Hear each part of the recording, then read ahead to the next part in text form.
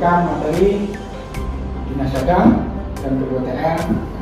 Kita akan belajar tentang definisi dari aturan BPOTN. Jadi kenapa itu penting? Karena nanti akan berhubungan dengan nanti aturan yang akan dibahas. Ini penting. Walaupun itu hanya dapat istilah istilahnya. Karena kalau misalnya kita ngomong kapal, maka kapal itu banyak sekali. Ada kapal, kemudian ada kapal yang bukan syaratnya, kapal yang terbatas kemampuan geraknya, kemudian kapal layar. Ini banyak sekali. Itu menjadi penting. Jadi tolong nanti diserahkan ya, supaya pada saat kita membahas itu tidak ada kesulitan. Paham ya? Itu apa? Untuk menganalisa sebuah kejadian. Ya. Bagaimana kalau bisa dikatakan cakap? Ya. Bagaimana kalian bisa dikatakan cakap dalam sebuah kapal? Salah satunya adalah kalian harus paham aturannya di mana. Kalau tadi untuk siapa? Nah sekarang berlakunya di mana? Ya. Yang pertama adalah di semua perairan yang ada hubungannya dengan laut. Semua perairan yang ada hubungannya dengan laut yang dapat dilayani. Pantai misalnya, dia ada hubungannya dengan laut nggak? Berarti berlaku nggak aturan BPOTN di situ? Berlaku lah. Kenapa nggak berlaku? Bisa nggak dilayani? Orang di situ ada orang berenang, ya. Kan gitu. Jadi semua perairan yang ada hubungan dengan laut dengan ketentuan masih bisa dilayani. Nah, kalau pakai untuk wisata nggak boleh. Dia nggak berlaku ada dilayani. Tapi kalau misalnya sungai Musi atau sungai Kapuas, atau ada nggak di sini yang sungai yang panjang? Ya? Sungai Membramo. Sungai Membramo, dia tuh di tengah hutan, tempat jin buang anak misalnya. Berlaku nggak aturan BPOTN? Berlaku. Kenapa? Karena itu masih bisa dilayani. Ya. Saya pernah berlayar ke tempat dan bandar dapat membuat BPOTN, dapat tetapi dengan ketentuan mengikuti dengan peraturan internasional. Jadi misalnya Sabandar Sorong ini, dia ingin membuat aturan, ya, boleh sah-sah saja dia, tapi tidak boleh bertentangan dengan aturan.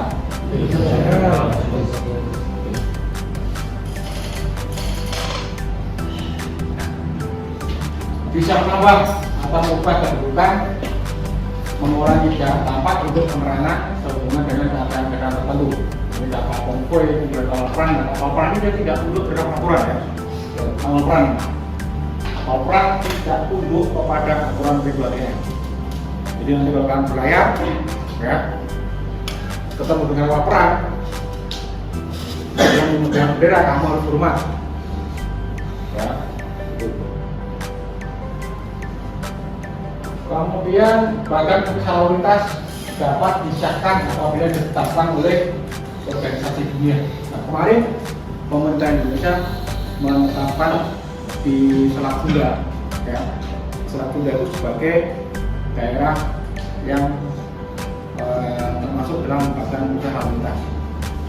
Itu belum lama itu. Nah, syaratnya bagaimana? Syaratnya itu harus disurvei dulu, disahkan oleh IMO sebagai induk organisasi maritim internasional. Jadi tidak sembarangan. Misalnya tolong dia tanggung jawab. Nih, ya. Di aturan gua tidak ada satu aturan yang membebaskan kapal, pemilik kapal, nakoda, kapal dari tanggung jawab. Itu pasal aturan 2A, ya. Tidak ada satu aturan pun yang membebaskan dari tanggung jawab atas kelalaian. Artinya tidak ada ruang buat kalian nanti kalau udah lulus dari sini ya untuk berbuat kesalahan. Biarpun manusia itu tempatnya alfa ya, alfa dan dosa ya. Tapi kalau kalian di kapal tidak ada ruang buat kalian untuk berbuat kesalahan. Ya. Tapi tanggung jawab itu dia layak tahu. Kapal harus layak tahu. Nah, itu dia dari siapa? Dari isi kapalnya, perlengkapannya, perlengkapan keselamatan, ya. Kemudian perlengkapan navigasi, kemudian dari sisi konstruksi, dari peralatan radio, peralatan bongkar muat, ya, permesinan, semua harus layak. Kemudian pemilik kapal harus mengawaki dengan lengkap. Makanya ada sertifikat standar minimal, ya, manning certificate. Ya. Pernah dengar nggak manning certificate? Jadi setiap kapal itu harus dilengkapi dengan manning certificate, sertifikat pengawalan. Jadi misalnya kapal 30.000 ton, boleh nggak di situ hanya mualim 1 sama mualim 2? Atau boleh nggak mualim nakodanya dia ijazahnya hanya ANT 2? Nah itu dilihatnya di mana? Di manning certificate, ya. Hanya pemilik kapal harus mengawali kapal dengan nakoda berwibawa. Kalian calon nakoda ya. Boleh nggak nakoda ngantuk? Supaya tidak dibohongi saat pernah punya janji. Jadi ini sebenarnya dokumen ini harus kalian taruh di darat. Jadi kebiasaan saya kalau kemarin salah kapal, saya yang asli ini saya kirim ke rumah. Untuk apa? Supaya orang rumah itu tahu isinya. Kan kita nggak mau ngomong yang jelek ya, tapi kita harus jaga-jaga. Jangan sampai terjadi apa-apa dengan kita, kemudian dari perusahaan cuma datang kalangan bunga turut berduka cita. Kenapa begitu? Karena keluarga kita nggak tahu. Kita sudah tanda tangan perjanjian kerja laut dengan perusahaan. Nah, untuk memperkuat ini, nomor tanggal dan 2B, apakah semua peraturan dalam PBLRG itu sebelumnya?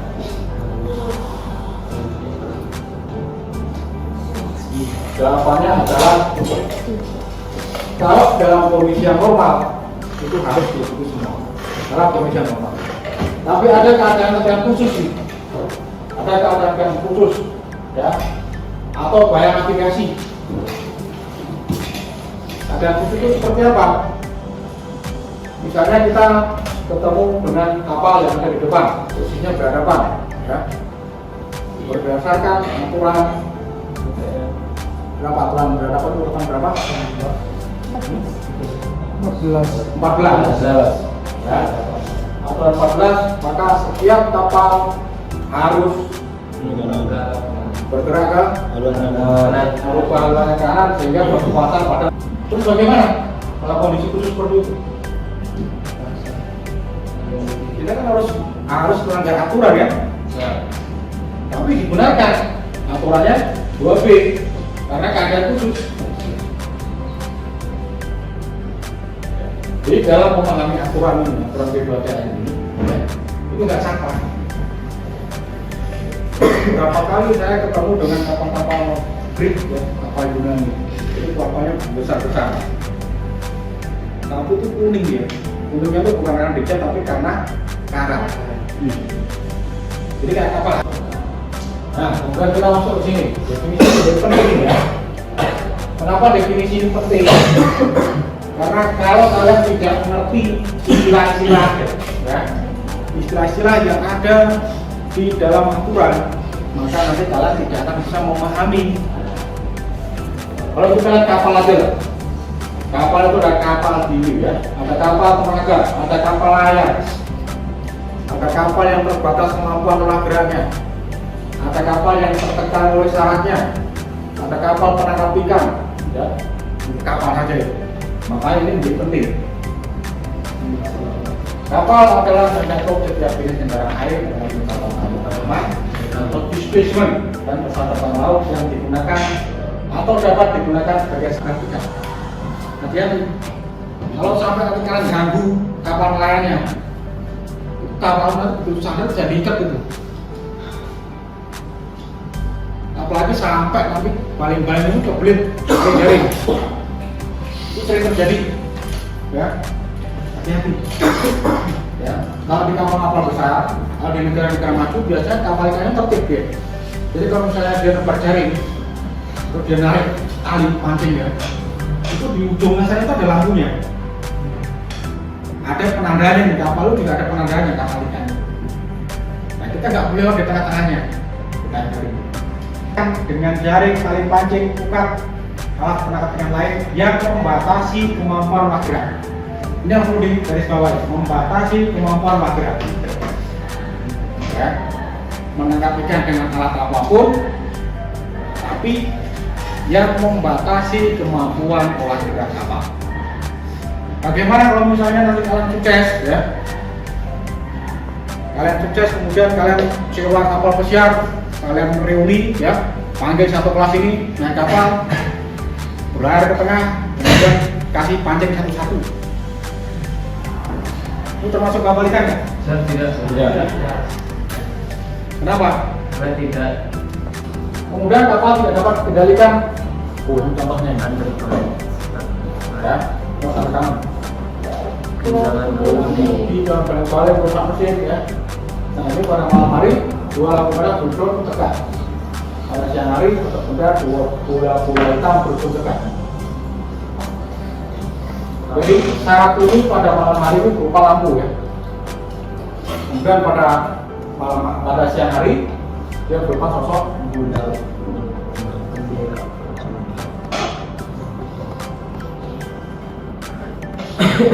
Nah ini contoh kapal-kapal yang terbatas tempat mageraknya. Semua kapal ini dia sedang bekerja. Kapal tunda, kemudian pembersihan ranjau, kapal untuk nafas dan mendapatkan kembali pesawat terbang, ya kapal hidup ya. Kemudian kapal yang memudahkan menambah orang-orang perbekalan, ya, muatan bahasa berlayar, kapal ruk, kapal yang memasang dan merawat rambut nafas.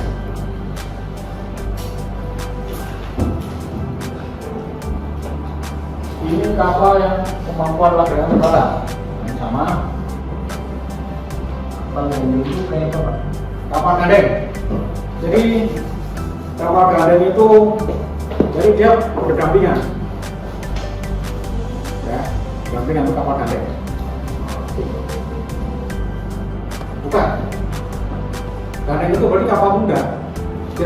Sampai ke ujung titik yang paling tinggi di kapal. Di mana itu? ujung Antena kapal. Antena radar. Ya. Kemudian terkait syaratnya, berarti ini aspeknya air yang ada di bawah baling-baling, di bawah kapal, itu dia akan cepat naik ke atas. Dia akan cepat naik ke atas. Sehingga apa? Sehingga seolah-olah bagian burutan kapal itu dia turun. Kenapa turun? Karena air habis, naik ke atas, diputar sama baling-baling tadi. Berarti jarum mesinnya mati, ya. Tapi kalau dia masih di laut, berarti dia masih termasuk kategori kapal yang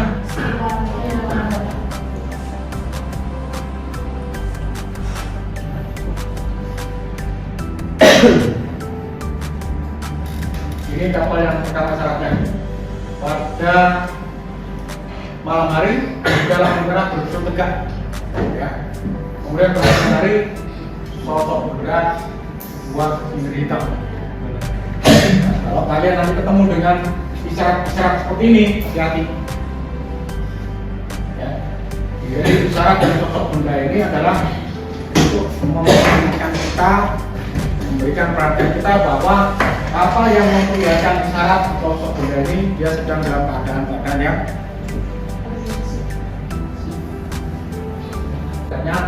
kapal yang lain. Ini tanpa bambu ya.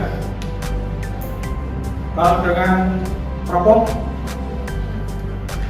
saling melihat ya.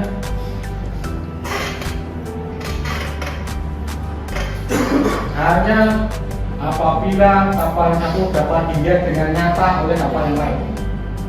Nyata berarti belum, Pak. Kalau misalnya dengan teropong, Teropong berarti masuk belum, Pak. saling melihat ya? Tidak, Kenapa? karena belum nyata. Alat bantu. Alat bantu. Kalau kacamata, saya bisa melihat Elva. Kalian melihat nggak? Siap saling melihat.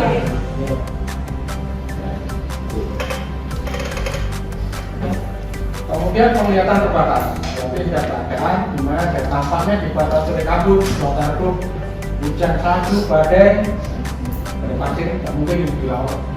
Ya, setiap keadaan lain yang lupa.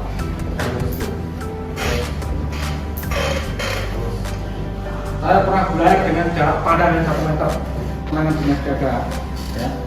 Dalam melaksanakan dengan jaga, kalau itu benar, maka kalian tidak akan salah dalam mengambil keputusan.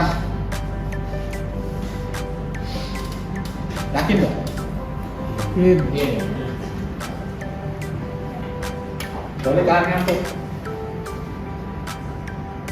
Ngantuk itu manusiawi nggak?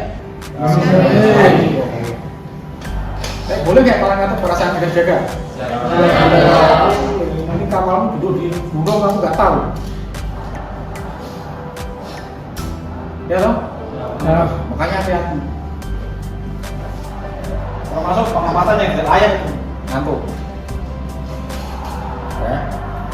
Saya itu kadang kalau di anjungan jaga sendiri. Anjungannya itu mungkin 2 kalinya ini, 2 kalinya kelas ini. Nggak ada orang di sekitar kapal dan di kapalmu. Itu kalian harus tahu. Setiap kalian ketemu dengan hal-hal yang tidak biasa dicatat di logbook. Contohnya apa yang tidak biasa itu?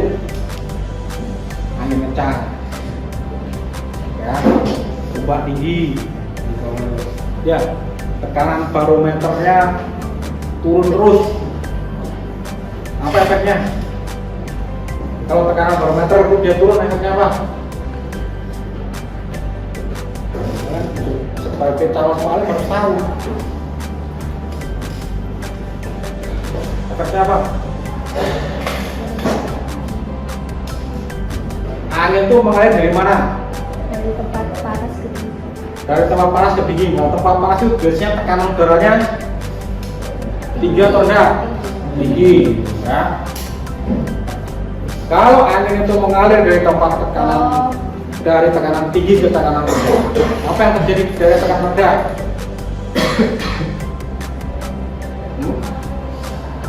Apa? Ini tekanan tinggi, tekanan rendah. Bicara tekanan tinggi, tekanan tinggi, tekanan tinggi. Angin mengalir ke tengah-tengah sini, apa yang terjadi? Ya. Kalau angin itu bertabrakan, bilang apa bertambah besar? Bertambah besar. Kecuali angin dia sampai ke darat dia hilang. Itu yang berbahaya. Ya. Saya pernah lihat pusaran angin. Iya, pernah. Paling segede itu. Jalan dia, benar, segede ini, putih dia, jalan di depan kapal kita itu. Kalau gede, saya nggak ketemu di sini. Ya, jadi setiap kalian jaga, kemudian kalian menemukan hal yang di luar kebiasaan, boleh untuk jaga-jaga.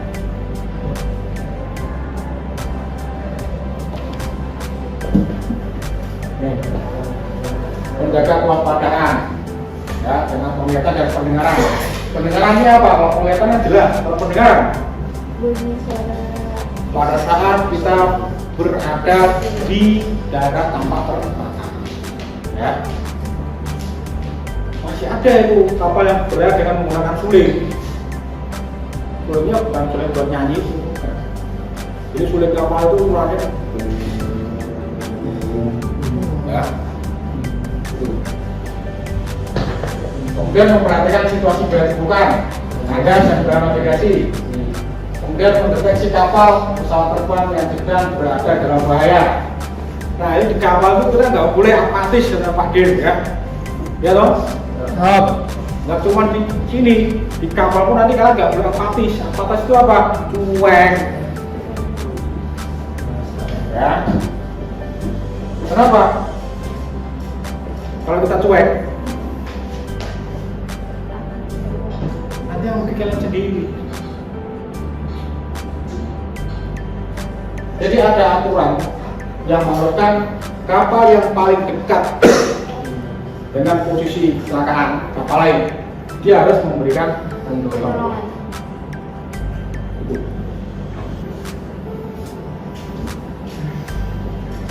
Nah, ini yang melaksanakan tugas pengamatan siapa? Bisa berjaga dibantu dengan jurung dijaga. Tapi biasanya kalau di siang hari jurung ini biasanya dia nggak jaga dia, jadi dia kerja harian. Ya, yang jaga di harian biasanya hanya berjaga kalau siang hari. Kalau malam hari baru dia berdua.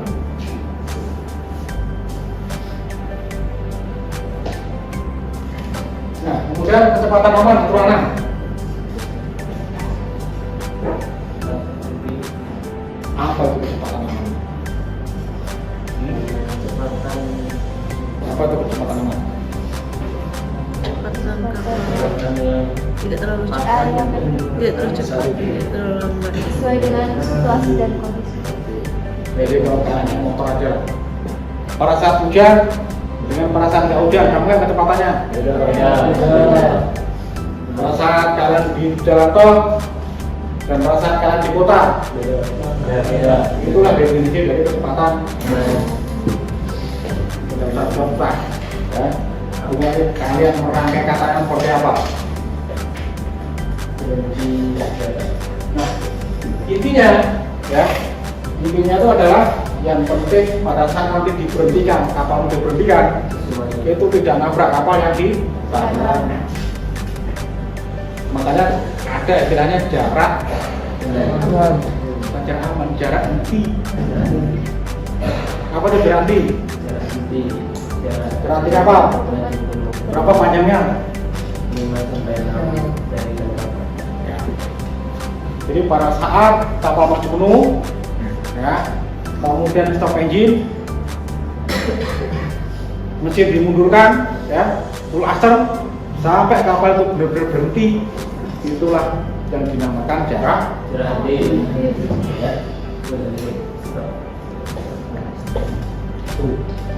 kuncinya itu. Jadi kecepatan aman di kapal itu ya, yang penting pada saat nanti berhenti, nggak nabrak kapal di depan. Atau pada saat kita berlayar di perairan dangkal, ya, itu kapal nggak kandas.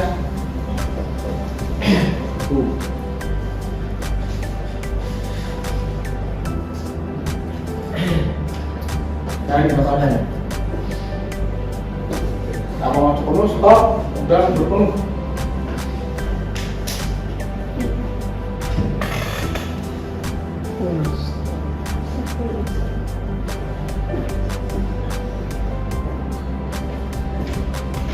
Nah, yang pengurai sekarang, yang pengurai kecepatan aman, jadi tingkat penglihatan, jarak pandang ya, kemudian kepadatan lalu lintas, kemampuan gerak kapal, cuaca, gerak kapal, sehubungan dengan gerak kapal. Ini faktor-faktor yang harus kalian perhatikan sebelum kalian menentukan berapa kecepatan aman kapalmu. Jadi kalau kalian di nakoda hati-hati, ya. Banyak sekali yang harus kalian tahu. Apakah bisa ditentukan misalnya kapal baru kecepatan amannya sekian, oh, bisa nggak? Ya. Nggak bisa. Kapalnya sama, belum tentu sama itu kecepatan amannya. Tergantung ini faktor-faktor ini. Ya. Jarak pandangnya semakin dekat, maka kecepatan amannya juga semakin kecil. Nah, yang lebih penting lagi nih, kemampuan olah gerak kapal. Kalau saya bilangnya ini karakteristik olah gerak kapal. Jadi nanti kalian main kapal, Yang pertama kali kalian harus lakukan adalah kalian kenali kapalmu. Karakteristik kapalmu itu seperti apa sih? Itu yang harus kalian tahu. Kalau kalian nggak tahu karakteristik kapalmu, nanti pada saat kalian berubah gerak, maka kamu akan nganggur. Ya. Karakteristik ulah gerak itu seperti apa? Misalnya kapal diam ya, kapal diam, kemudian di tengah-tengah ini mesin maju. Pergerakan kapal itu kemana? Kapal lurus ke depan?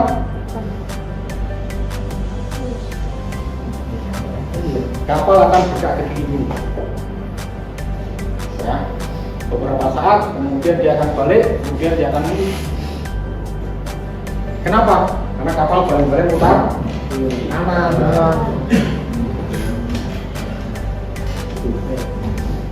Kemudian kalau misalnya dari kemudi tengah-tengah, mesin maju penuh, kemudian diputar satu tabok misalnya, atau satu pot, sampai kapal itu benar-benar bergerak ke kanan, bergerak ke kiri. Satu tabok, satu pot itu berapa waktu yang dibutuhkan? Tuh. Kemudian untuk kembali ke tengah-tengah, berapa waktu dibutuhkan? Itu karakteristik ulah gerak. Itu penting itu. Kemudian daya tumpukan. Daya tumpukan. Jadi kalau saya bisa simpulkan ya, aturan kedua tadi itu adalah aturan 5, 6, 7, 8 udah. 5 adalah pengamatan keliling, 6 kecepatan aman, 7 menentukan ada tidak daya tumpukan, 8 tindakan menghindari tumpukan. Sudah itu. Kalau kalian melakukan pengamatan yang benar, maka kalian akan tahu kapal itu terbatas tempat geraknya. Kapal itu tidak bisa dikendalikan. Ya. Kalau sudah seperti itu, bagaimana? Apa yang harus kita lakukan? Kembali ke kecepatan aman misalnya. Atau misalnya ada kapal yang dia posisinya bersilangan, ada atau tidak nih daya tumpukannya. Kalau misalnya ada, apa yang harus diambil nih? Aturan 8. Jadi 5, 6, 7, 8 itu pasti yang harus kalian. Nah, kalau kalian tahu itu sudah, kalian sudah bisa bawa kapal, minimal kamu bisa jadi mulai 3 weh. Kenapa? Karena mulai 3 itu paling gampang. Istilahnya nggak usah berpikir. Tanggung jawab kita cuma alat keselamatan. Dan keselamatan juga paling sekali itu dalam setahun pernah diganti. Apa yang diganti? Paling pom aja dong. Pom A sama pom B itu diganti. Selebihnya nanti kalau misalnya expired juga kita ganti perusahaan. Makanya kalau kalian bisa aturan ini, maka minimal kalian bisa jadi paling 3. Ya, ya loh. Ya. Sampai sini ada pertanyaan, silakan. Silakan dong bertanya. Ada pertanyaan? Amos, tidak? Sudah paham semua aturan berlatih?